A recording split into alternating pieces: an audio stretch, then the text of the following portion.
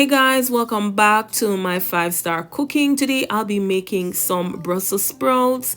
I love them when they go in the oven. Here I am cutting them into, trimming them, removing the outer portion of it. And I had these in my fridge. I purchased them and I washed them immediately.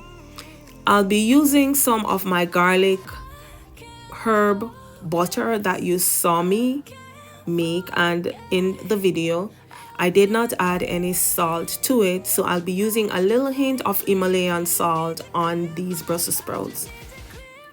I never liked Brussels sprouts, but doing them in the oven for them to get a little charred, it is really enjoyable and a good veggie side dish.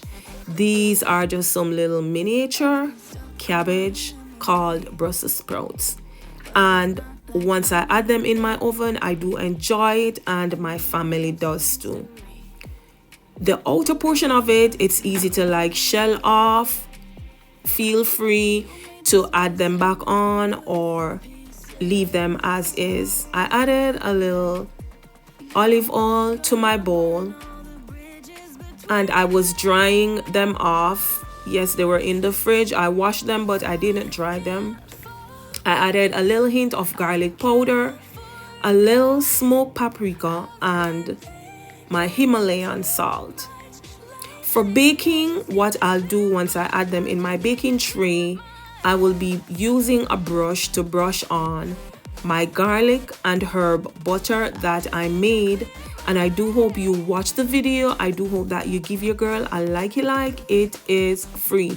There is no charge. I'll pause quickly for you to give your girl a like. Thank you. Welcome to all my new supporters.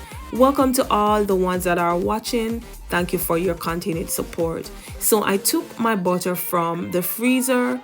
I wanted it to be at room temperature so it would be able to brush on these Brussels sprouts, and I will brush them and I'll add it in my oven to bake on 300 degrees for, I would say, at least 20 to 30 minutes maximum. Quick and easy. And this can also be treated or used as a vegan meal if you don't want to eat meat.